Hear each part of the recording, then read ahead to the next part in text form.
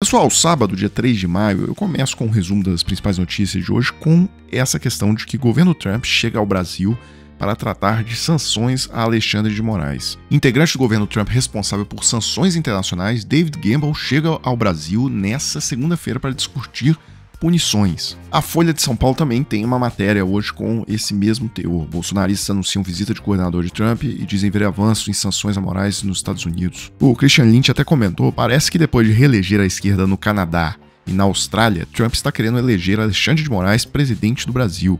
Ele relembrou os episódios recentes em que, no Canadá, a esquerda estava totalmente detonada, ia perder a eleição, e bastou o Trump vir com esse discurso agressivo, imperialista e etc., até de anexação do Canadá, que a esquerda decolou e acabou vencendo a eleição. E algo semelhante aconteceu ontem na Austrália. Ontem na verdade, para nós no Brasil, porque, na verdade, foi no dia 3 de maio, é hoje. É porque a Austrália tem aquela questão do fuso horário, na verdade, nesse momento agora. Na Austrália já é dia 4 de maio, já é domingo. Aí é aquela questão que os bolsonaristas não aceitam, que a Terra, na verdade, ela não é plana, né? A Terra, ela é redonda, ela é esférica, na verdade. Bem, mas aqui já vale um primeiro comentário, que no mundo todo, esses ataques à soberania dos países, Trump, Estados Unidos pisando na cabeça dos outros, isso aí causa uma comoção na população.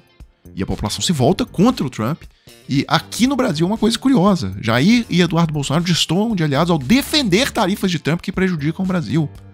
É surreal o que acontece aqui. Esses bolsonaristas não prestam para defender o Brasil, nem na hora que o Brasil está sob. Se o Brasil fosse invadido, a família Bolsonaro ia começar a publicar no Instagram uma linha de argumentação. Olha, não, é correto mesmo o Brasil ser invadido, o Brasil errou, o Brasil não deu certo, a invasão vai fazer bem, eles vão melhorar. Ia ser isso, é impressionante isso. Agora, eu achei curioso um detalhe dessa visita desse cara, dessa comitiva no Brasil. Vamos explorar isso aqui um pouquinho mais? Olha só. Tá aqui na Folha. Eduardo Bolsonaro disse ter sido avisado nessa sexta-feira, dia 2 de maio, de que o coordenador de sanções do Departamento de Estado, David Gamble, vai a Brasília essa semana para uma reunião com o próprio Bolsonaro e com o senador Flávio Bolsonaro. Segundo ele, a comitiva que viajará à capital na segunda-feira, dia 5, também vai tratar de questões ligadas à segurança pública como o crime organizado. Peraí. Eu não entendi.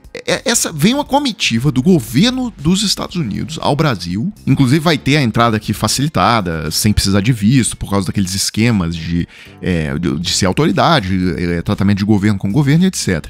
Mas eles vão entrar aqui, mas eles não vão ter reunião com o governo brasileiro.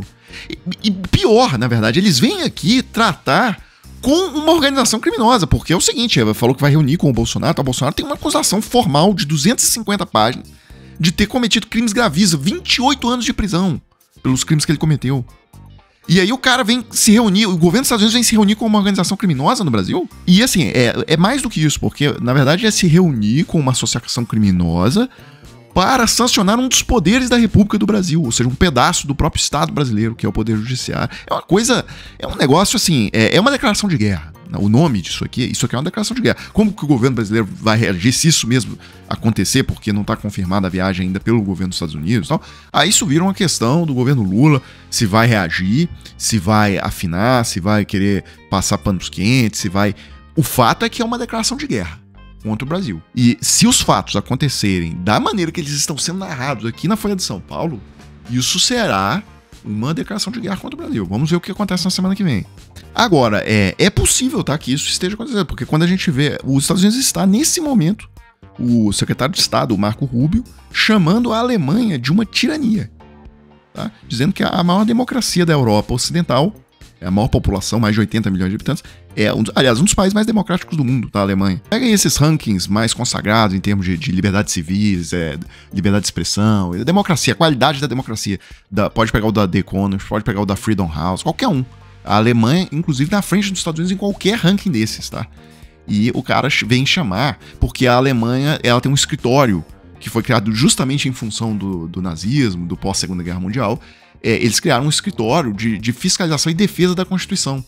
E aí, agora, o próprio Serviço Secreto da Alemanha vai monitorar esses grupos de extrema-direita. Aí, claro, como os Estados Unidos têm uma gangue de extrema-direita no comando, eles acharam ruim e estão aí verbalizando isso, né? O Ministério de Relações Estrangeiras da Alemanha respondeu ao Marco Rubio, dizendo, olha, isso é uma democracia. Essa decisão é o resultante de uma investigação completa e independente para proteger a nossa Constituição e o Estado de Direito. Serão os tribunais independentes que terão a palavra final.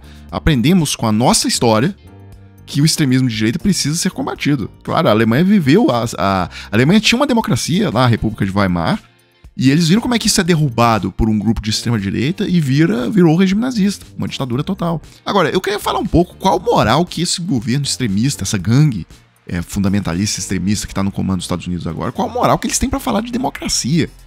Não se pode mais livremente debater ideias nas universidades americanas. Tá tudo censurado, pessoa indo presa. Inclusive o cara lá foi solto, tá? Mas assim, solto por um juiz independente, etc. Mas se dependesse do governo do Trump, estava preso até hoje. Agora, os visitantes estrangeiros estão passando por revista. E o pessoal do controle de fronteira olhando rede social dos turistas que estão entrando lá para ver se tem postagem contra o Trump. Se não tiver, o cara não deixa você entrar no país. E ainda vem dar lição de democracia para os outros. O governo Trump, que descumpriu ordens judiciais, ameaçando prender juízes. É um governo realmente para impor uma ditadura no país.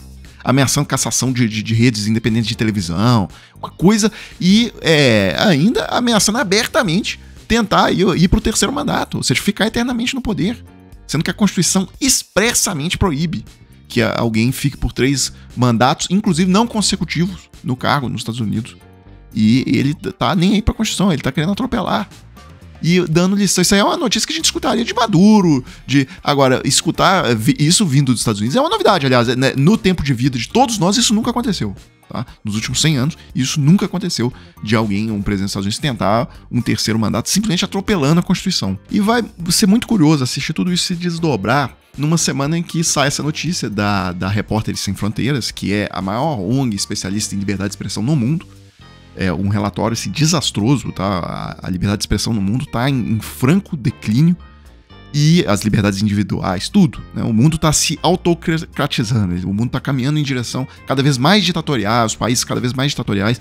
E o Brasil subiu 47 posições no ranking mundial de liberdade de imprensa.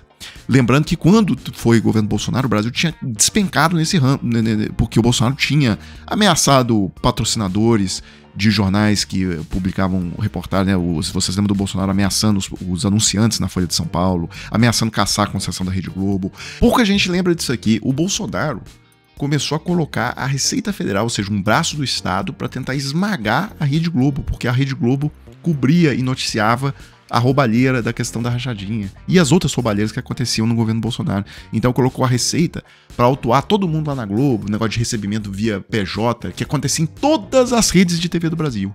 Agora a Record, Rede TV e SBT, que babavam o ovo do Bolsonaro, não receberam uma autuação sequer.